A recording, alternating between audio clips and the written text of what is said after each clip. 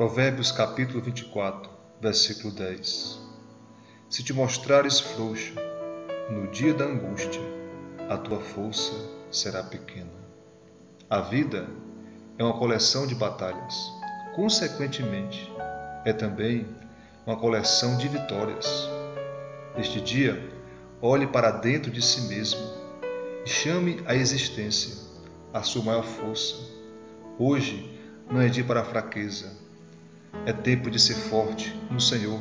Como disse o salmista Davi, no Salmo 27, o Senhor é a força da minha vida, de quem me recearei?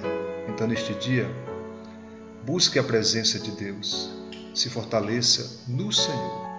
Pai, em nome de Jesus, nós queremos te louvar por este dia que o Senhor fez e pedir a tua bênção, a tua graça, que o Senhor venha nos revestir, para que possamos resistir e triunfar sobre toda e qualquer adversidade.